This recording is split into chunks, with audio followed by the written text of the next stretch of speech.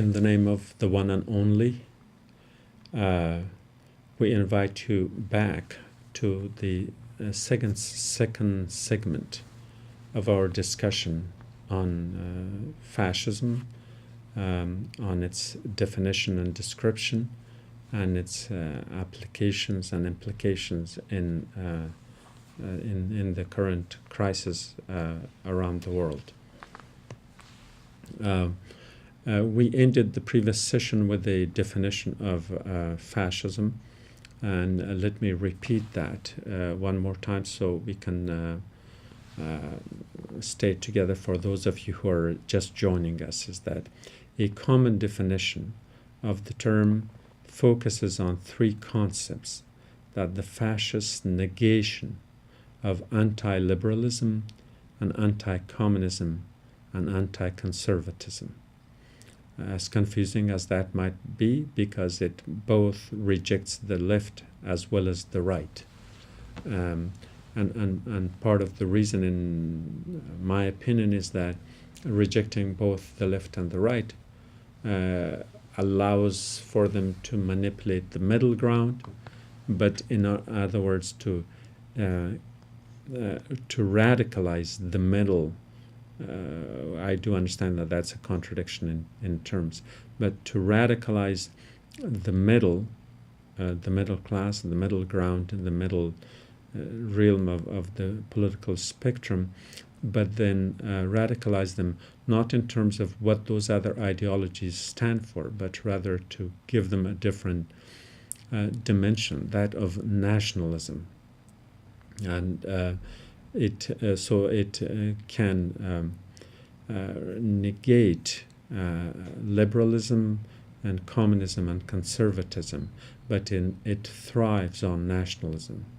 So then fascism is defined as nationalist authoritarian system with goals of creating a regulated economic structure to transform social relations within a modern, self-determined culture, and a political aesthetic of romantic symbolism, mass mobilization, a positive view of violence, and promotion of masculinity, youth, and charismatic leadership.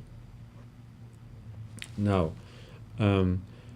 with that understanding, as much as it may apply to the situation in the United States, it applies to other societies as well.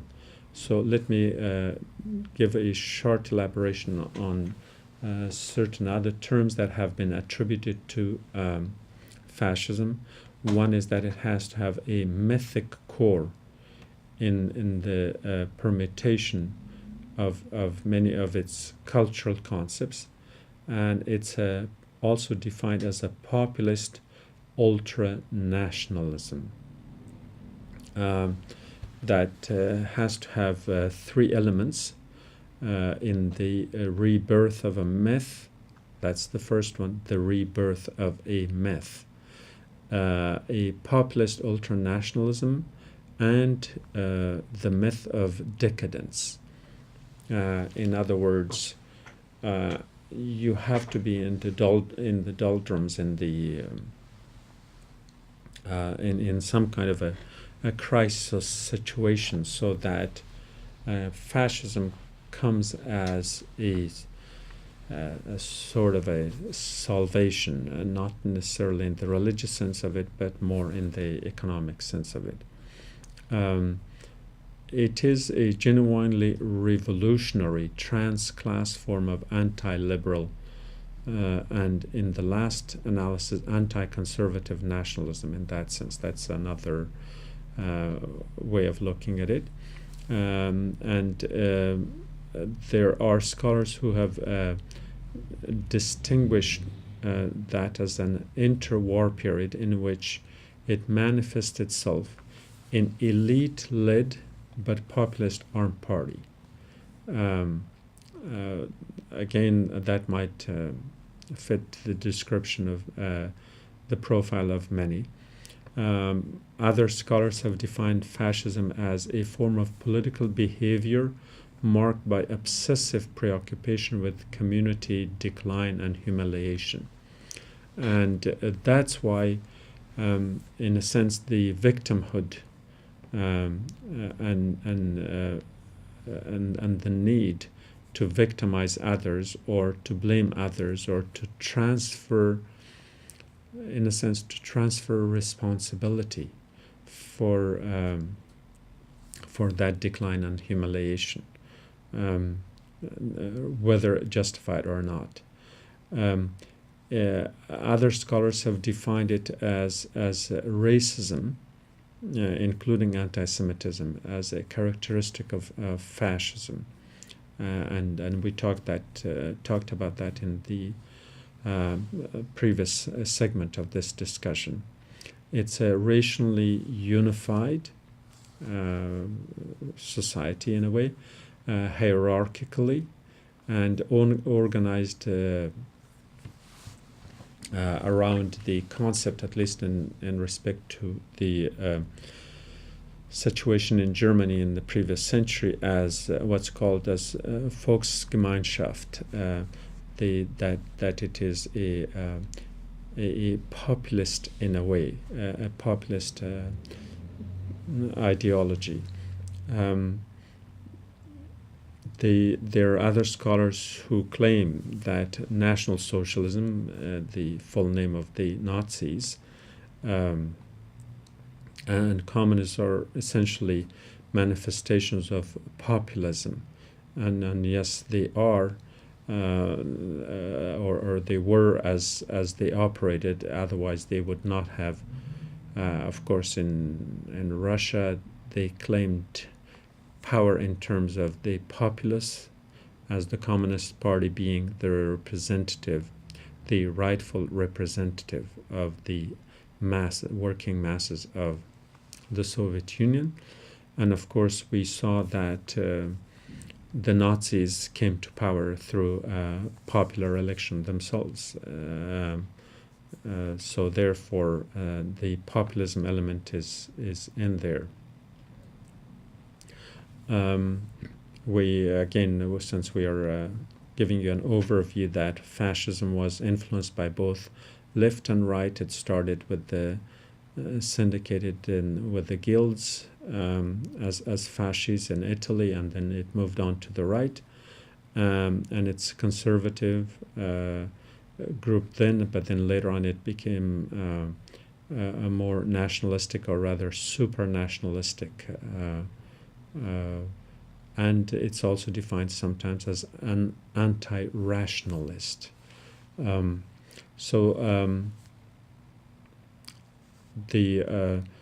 The goals in fascism are to promote the right of a supposedly superior people to dominate, while purging society of supposedly inferior elements.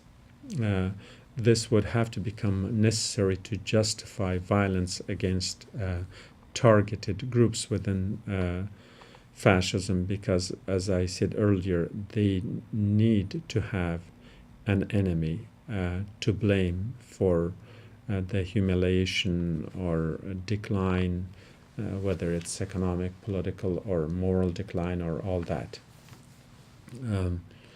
And so they would have to make a claim against some such backwardness, and the right, giving them the right to become destructive, and that destructiveness would have to be directed towards the targeted groups.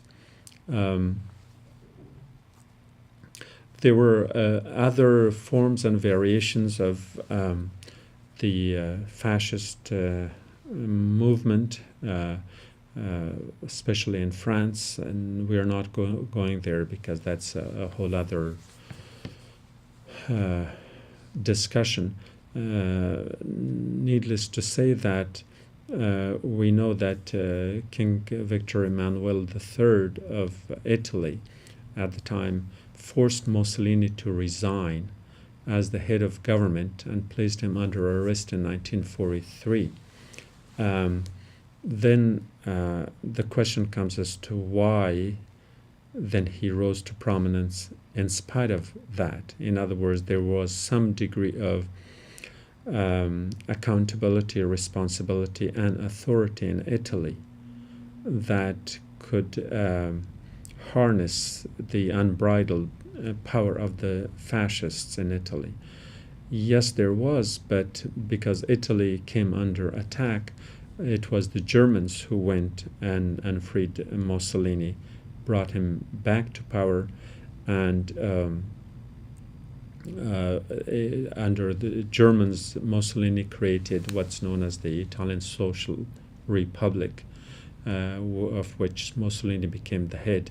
In other words, the Germans wanted to kind of replicate their model in Italy, even though it did not have the infrastructure, the social backing, or the industrial infrastructure to hold it together. So these were basically the characteristics of fascism in the 20th, early in the 20th century. But as I said, that if we are only discussing it then, one might say, well, yeah, we could find that in any history book, but what is its relevance to us in the 21st century? I want to move on from that description now that we understand it scientifically, academically, that we are not using this as slogans, but rather we use them because we discuss them more objectively. We can see that same trend, that fascism, which became the hated ideology in Europe, against which most of Europe, if not all of Europe, united and fought them and brought them down. However, forms of that fascism, in one way or another, transferred to the Middle East, Central Asia, or more appropriately to the area that we discuss is the countries of the Northern Tier, the Ottoman Empire, which became the modern Republic of Turkey, as well as in modern-day Iran and Afghanistan. And there, fascism had entered the society, if we can use the term, through the back door. And let me explain that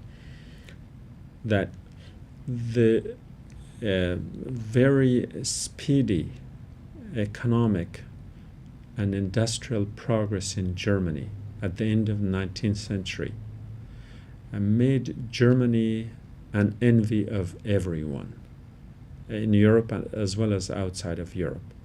So Germany was on the roll.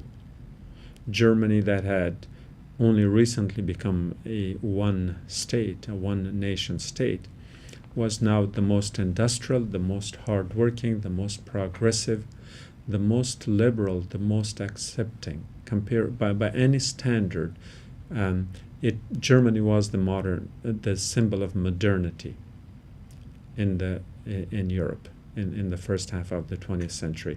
They perhaps could claim that today too, but that's not part of our discussion. So because of this popularity of Germany as this new nation that was in a sense at the helm of what symbolized Europe, progress, industrialization, and modernity, was modeled by Turkey, Iran, and Afghanistan. Now, there was a second reason. The second reason was that these three countries of Turkey, Iran, and Afghanistan were crashed between the two superpowers, the two imperial superpowers of the time, which is basically Soviet Russia from the north and the imperial Britain from the south. All three countries suffered from this tug of war between Russia and Britain. They lost territory to both, or at least to one of them. For them to have an alternative to Britain and Russia, in other words, they did want modernity on their own terms.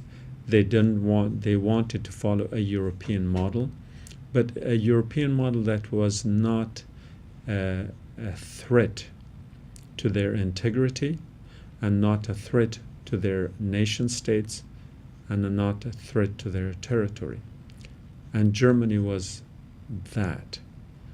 Germany was a modern European country that didn't have the imperial baggage, and that it was the best alternative for Turkey, Iran, and Afghanistan to follow, because it was neither Russia nor Britain. It was none of the other two evils that symbolized European imperialism and European colonialism of the time. So this was the appeal of Turks and Persians and Afghans as to why they liked Germany. However, on the ideological front, the Germans, who especially after World War I became fascist, in this fascism, these three countries, or the citizens of these countries, were not so much concerned with its with the negative dimensions of fascism. In other words, the Nazis were targeting certain minorities, such as the Jews and the Gypsies, and every other non-Caucasian, non-Aryanic or non-Aryan. Well, in terms of the ethnic or racial side of it, Iran and Afghanistan at least claimed themselves to be Aryan, so that was not necessarily bad, the way they looked at it. The third element was that of having a strong leader, a strong charismatic leader, to remedy the ills that had befallen these countries. And since all these countries lost territory to Russia and to Britain, therefore there was a need for a leader, a charismatic leader. And interestingly enough, in all three of these countries, there was an emergence of charismatic leaders who, if they personally did not model Hitler, they at least subconsciously acted like Hitler. We had Ataturk, Reza Khan, and King Amanullah in Afghanistan. And all of them were strong nationalists in that sense. Ataturk created the nationalist fervor of creating the modern Turkish Republic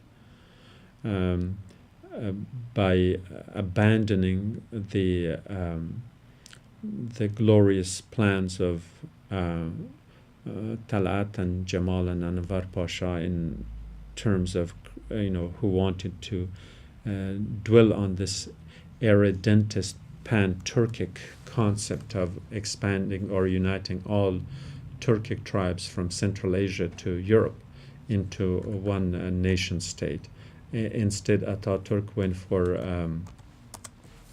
the idea of creating a Turkish nation. Now, what happened in the process was that in that Turkish nation, then again, if you were not Turk, you became the other.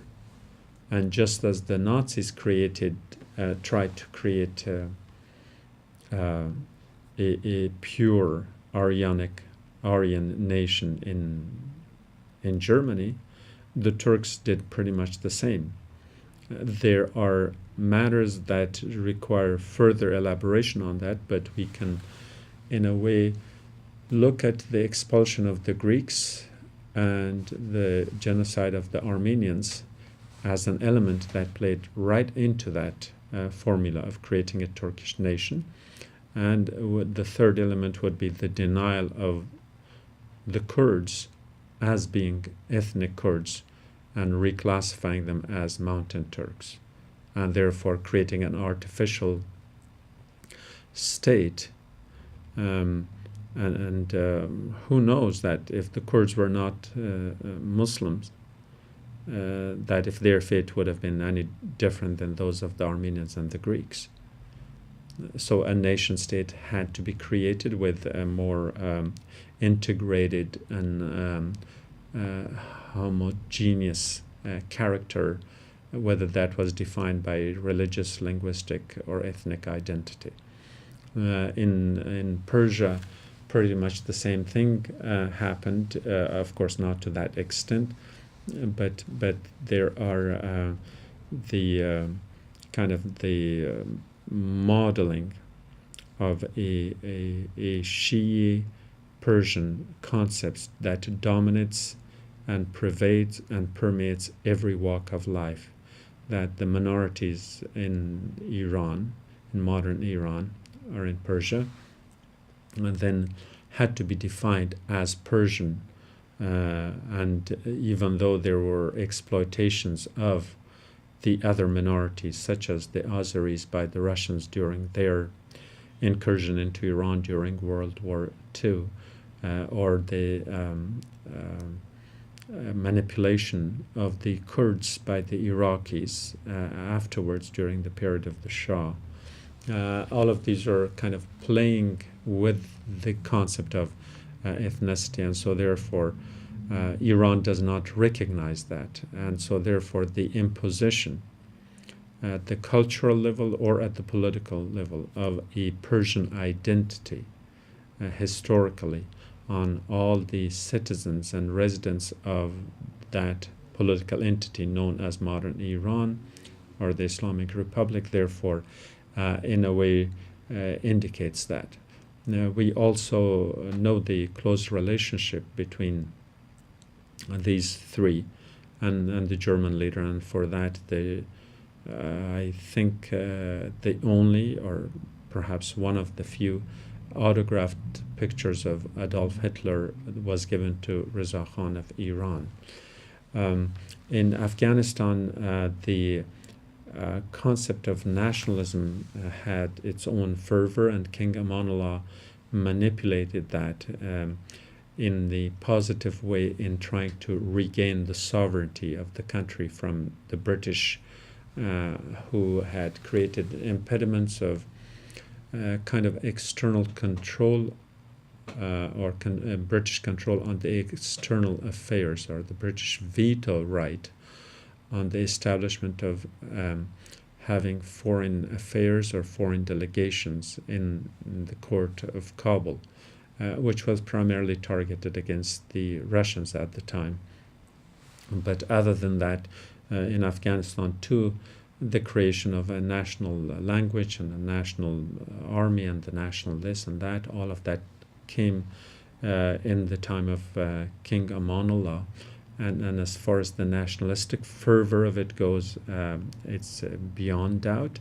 But the involvement with Germany, not necessarily at the ideological level, because that may or may not have had room for the social structure of the Afghan society that was more diverse and inclusive. But the ties with the Germans were great because the major economic projects that were undertaken in Afghanistan under King Amanullah were all sponsored and undertaken by Germans, by German engineers, German workers, German government, and so on. Even to the point that King Amanullah named certain bridges after those German architects, like Pule Hartan, the Hartan Bridge in the heart of Kabul, which was named after its German engineer. And so therefore there was this cozying up of Germany with Turkey and Iran and Afghanistan. Now, to the extent that I can understand, at that point the ideological part of it had permeated the Turkish society much more than it did in Iran, and perhaps more in Iran than it did in Afghanistan. In other words, the farther away from the European theater these quote-unquote German allied states were, and by ally I don't necessarily mean in political sense, in the military sense, but rather in the cultural, ideological, or rather in the conflictual context of the East-West of that time. I think these countries were drawn to Germany. However, there are certain elements of fascism that sort of re-emerges with a lot of strength in a century later, which affects the politics in Afghanistan more than any other, and I think that deserves some attention, and we can go to that discussion after a short break.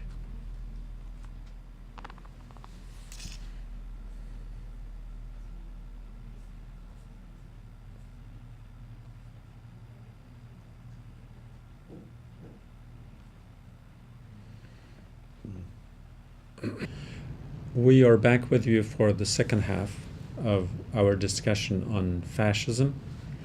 And as we talked about it earlier, we shared with you a history of fascism in Europe. And then we tried to build a bridge, unfortunately, if we can call it a bridge, as to how fascism as a revivalist and revitalist and rejuvenationist manner of thinking and of political ideology became a role model for the three northern tier countries of modern Turkey, modern Iran, and modern Afghanistan in the 20th century. In the remaining time that we have, I would like to extend this discussion, or rather limit this discussion, to the situation in Afghanistan. This is primarily addressed to the Afghan youth in diaspora who may not be well versed in the Pashto or Farsi languages, where our other program, the Nilgun Kaman, which is the parallel program to the Indigo Firmament, and it is in the Dari Persian language. So for those Afghans who feel more comfortable and well versed in the English vernacular, we will present this portion here in English. But I do encourage you to refer to the program called Nilgun Kaman, where I've pretty much said the same thing in Dari Persian that could kind of reinforce your understanding of the concepts that I'm discussing, just in case I I'm not successful in transmitting the thought to you here. In the context of Afghanistan, a place where things do grow slow, I think fascism, European fascism, reached Afghanistan and the Persian society in the beginning of the 20th century. However, its growth had been stalled for all reasons, including the very slow pace of things, where in Afghanistan time moves slow, as they say. But many of the earlier movements, I'm talking about political, ideological movements in Afghanistan, in a way are centered around a set of bipolarity, ideological bipolarity. And that bipolarity is one of fascism. And the fortunate or unfortunate part of that is that most people who believe, or rather behave, in a fascist manner, most organizations, or the few that have been there in existence, have every characteristic of fascism, and yet they are in denial of it. The only fascism they see is in their opponent, not in themselves. So each of the two fascist groups that we are going to share with you and define and describe are in essence both fascists, but they see it only in one. And I've charted the major characteristics of these two polarities, political polarities in the Afghan polity, along the characteristics that would define fascism. One is the return to a glorious past, which of course is a necessary part, because usually fascism grows in a society that has been humiliated, that has been defeated, that had many losses, that suffers from a degree of backwardness that has to be compensated for. And so you look at the misery of the present and anchor it in the glory of the past. Now, for some, that has happened in the context of a religious past. So if they identify themselves as Muslims, which is the majority of the Muslim majority states, and they go back to the past, the glorious past of Islam as a civilizational form, as a civilizational force, rather. And because they had such a glorious past, then they automatically think that, well, if we return to Islam, then we will have that glorious past. Whereas in reality, returning to that glorious past requires a lot of hard work, not just a wishful thinking. Now, I'm giving you that as a parallel example as to how people anchor that in the past. Take the West, for example. The Western world did the same thing.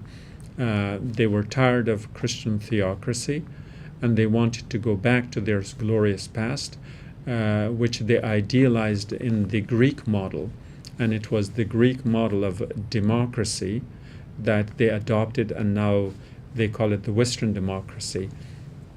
Not that it's a Western monopoly, but for them it has served as a role model of a glorious past. Now, they didn't just wish for themselves to become democratic. They had to work hard, organize, have thinkers, have philosophers, and try to make sure that it can be adapted in modern times. They convened constitutional conventions, they had congresses, they had parliaments that they worked over for decades and decades and centuries in some cases in order to achieve the idealized democracy they once had. Muslims are not doing that. They are simply wishing for it to happen, because in reality they oppose reform, they oppose rethinking, they oppose the adoption of concepts from Islam to see how it would work in today's time. To this day, Muslims are not taking advantage of the simplest thing as using the lunar calendar that would be based on the scientific phenomena of how the month changes. They are still waiting for the sighting of the moon, because it's supposedly a tradition of the Prophet. Of course, it was a tradition of the Prophet by necessity, not necessarily for any other reason. And that necessity doesn't exist anymore. So not to deviate much from our discussion on fascism, in Afghanistan we have a similar problem, that the problem is not identified correctly. Let's go to a list of variables that I've used here. One is that glorious past for one group is to return Afghanistan to the glorious past of Ahmad Shah Durrani's empire in the middle of 18th century. That spanned from Mashhad in modern Iran to Delhi in modern India, and north to parts of Uzbekistan and Tajikistan, and south to the Arabian Sea. It was a glorious past and a big empire and all that, but you can't just wish for it to happen. The other group want the greater Khorasan, which is Khorasan as a geographic, regional identification, not necessarily a state or a country that had any boundaries or capital or a ruler, but they're superimposing a political identity on a geographic entity and glorifying it to the point of returning to the past to bypass that first group, because the first group wants Afghanistan, so the second group would be opposing them. They don't want to have anything with Afghans, Afghanistan, or anything that's related to Afghans, since Afghan is erroneously associated with Pashtuns, and that falls within that other set of dynamics. The first group is trying to promote and expand the role of Pashto as a language, Pashto literature, Pashto lore, wearing a turban, for instance, or the dances and folkloric rites and rituals. In other words, it's a Pashtun-centered fascism. And now the opposite group will then create its equivalent. Again, then they would promote Dari or Farsi language, and so if the first one calls the university Pohantun, the second one would have to call it Danishgah, because one is concession to the other, or opposition to the other rather, and therefore they're forgetting that by calling it Pohantun, the implication is that it gives it a national character. But because the word is in Pashto, then they will have to oppose that. And so therefore, for the second one, the role model will be the Ghaznavid Empire, which was even larger than the Ahmad Shahi Empire of the 18th century. Or they would go back to the Samani days of glory, which are wonderful, of course, but neither one of these two groups have either the know-how, the capacity, and the power to get there, nor would the current political circumstance allow for that.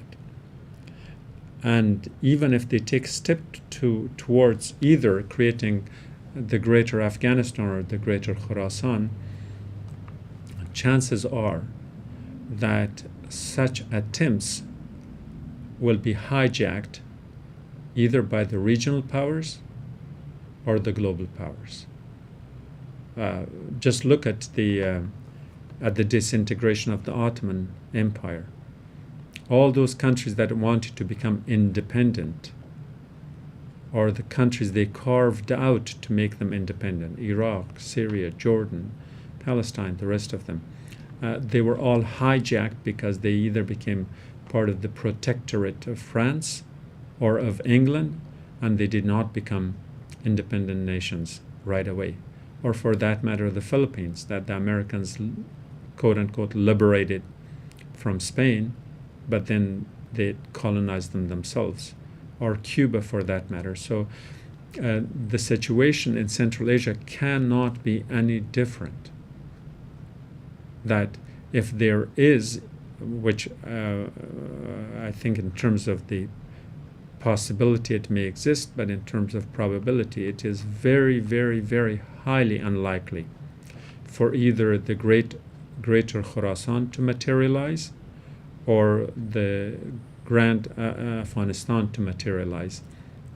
But if any steps are taken towards that, because those who wish for them to happen do not have the capacity to own these thoughts and concepts of statehood, they will be hijacked. The next thing is the concept of racial superiority, which is again another feature of fascism.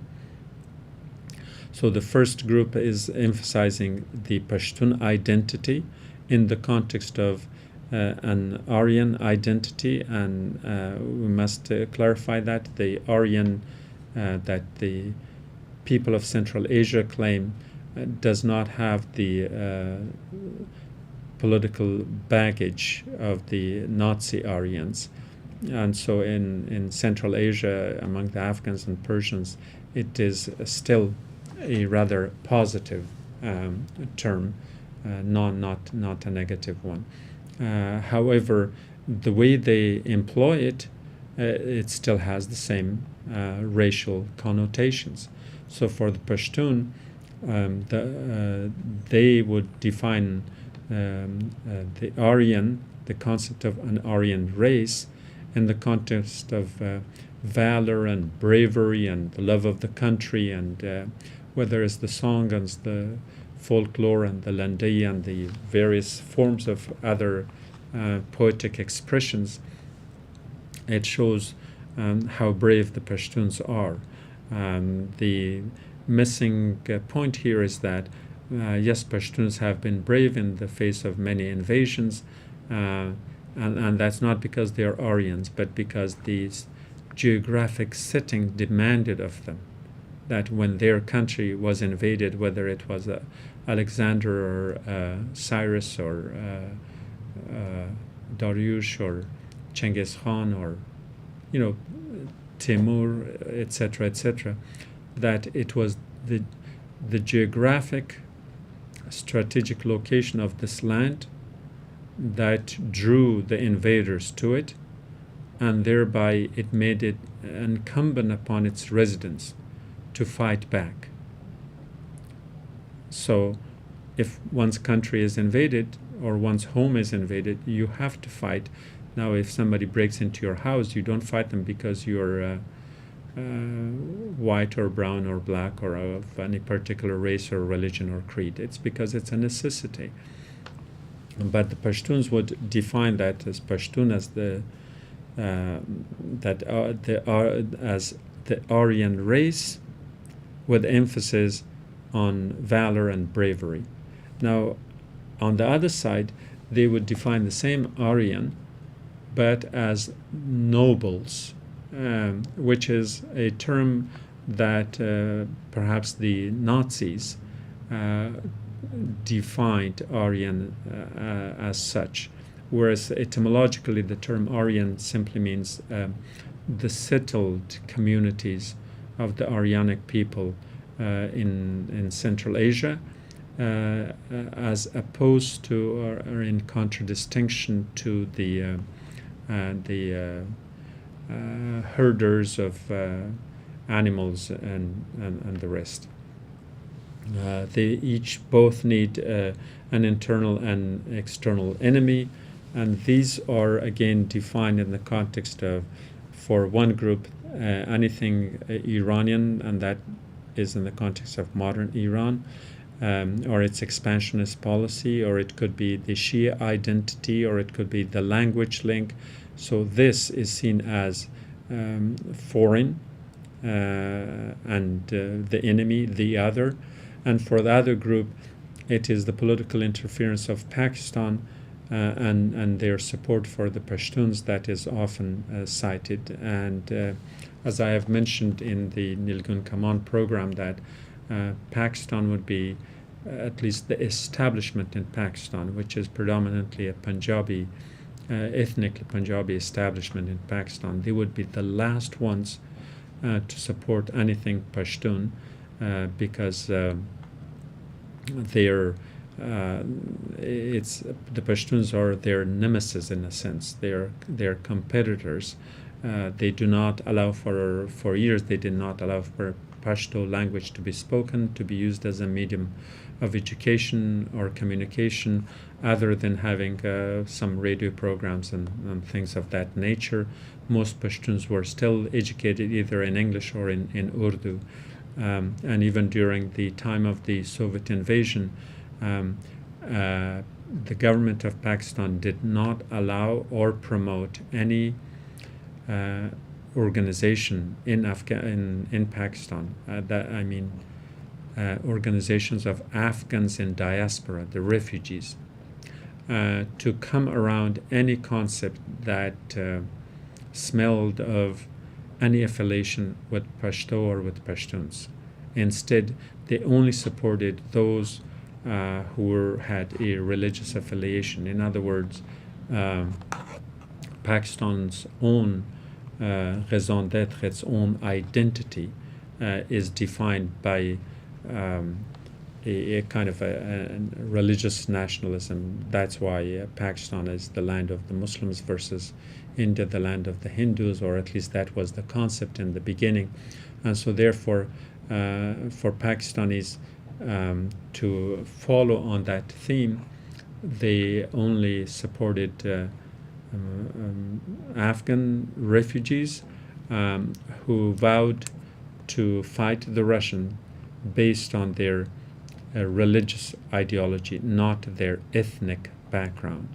And in fact, I've also talked about this before, that Pakistanis are anti-Pashtun to the point of denying the Muslim world the only personality that's comparable to Gandhi, Martin Luther King, or Nelson Mandela, and that will be the personality of Khan Abdul Ghaffar Khan, who is known as the Frontier Gandhi, who was an associate and an individual who believed in peaceful coexistence and non-violent resistance, and worked with Gandhi hand in hand. And in fact, he was more successful, perhaps partly because he was working in a smaller region and in a more cohesive way, but also because he was working with a more homogeneous population of Pashtuns in the frontier area. And Gandhi was so impressed by his success that he had to take a trip to the frontier to see firsthand how Ghaffar Khan was able to implement such a policy of boycotting British products and, in a way, resisting British economic imperialism. And so such a great personality that has been cited by many scholars, but it's this man who spent more of his life in Pakistani jails than he did in the British jails. And so therefore, for the one side of this fascist movement in Afghanistan, or this fascist group, that considers Pakistan as a supporter of Pashtuns or Pashtunism, it's a totally erroneous assumption. If Pakistanis are using Pashtuns through their interference in Afghan affairs, it's only because the Pashtuns straddle both sides of the so-called Durand frontier, the Durand line that separates Afghanistan from Pakistan, and Pakistan finds it convenient. But again, no Pashtun is supported by any Pakistani government, even if it's for the purpose of interfering in Afghan affairs through interruptions or bombing and other campaigns that they have. None of them is supported as a Pashtun, but they would support them in the context of a religious identity, such as those of the Taliban or the Haqqani movement and so on. And so, but again, in the political dynamics of the Afghan politics of fascism, then if the Pashtuns are considering anything Iranian or akin to it as their enemy, the other, then the non-Pashtuns would consider anything Pakistani or akin to it as their enemy. And so therefore that fascism, the element of fascism, then applies here. The whole argument that I'm making is that in order for Afghanistan to come out of this crisis situation, that is the result of one after another superpower invasion, is to have a healthy political consciousness. Currently, Afghans do have political consciousness, of course they do, but it's not healthy because they have not identified that correctly. And the misidentification is that if the diagnosis is not correct, then the prognosis would certainly not be correct. If you can't identify a problem, there's no way you can solve it. And for most of what we discussed in this session of the Indigo Firmament and in the previous one, it's the correct identification of fascism, which may have died long ago in Europe, or maybe it hasn't. Maybe it has crossed the Atlantic, but it certainly is live and kicking in Afghanistan and in modern Iran. And in both of them, the concept of racial supremacy and how they put down their neighboring peoples is a clear indication that they are not aware of their racial of their tendencies towards fascism. So both for the purpose of developing a correct identity, national state or whatever we can call it, I'm personally sensitive to all of them, or to have a sense of social responsibility, is to have a healthy political consciousness, which I hope would then result in the evolvement and development or springing up of a healthy leadership. And the current leadership in most of these, especially in these two polarities, are certainly operating along fascist lines, which is the hate of the other, which is the promotion of the self at the expense of the other, which does not want either Khorasan or greater Afghanistan, which is not wanting what the only thing that's left for them, is sense that anything that can unite them, that can bring them together, that is what is what is under attack. In other words, it's the very identity of Afghans and the identity of Afghanistan which may have been under attack, by the Soviet and American invasions from abroad, or by Pakistanis and Iranians from the neighboring countries. But the greater threat to the people of Afghanistan is that their identity as a nation state, and whatever that means, their identity is under attack by themselves. Whichever extreme you take, those are the extremes of fascism.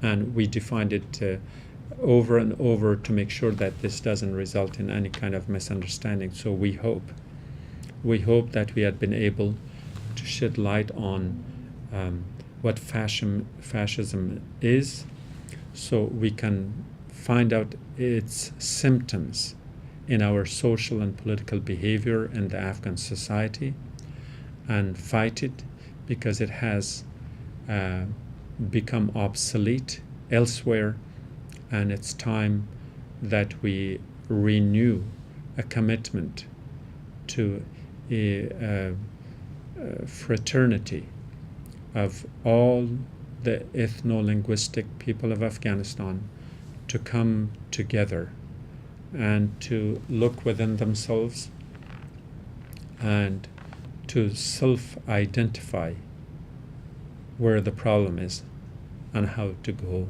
forward. I hope this has served its positive purpose, and I hope that if I have misspoken, that you would get in touch with me and enlighten me, and if I have spoken correctly, I hope that it serves its purpose of bringing humanity together, at least those within the boundaries of Afghanistan, to bring them together as brothers and sisters. Have a nice day.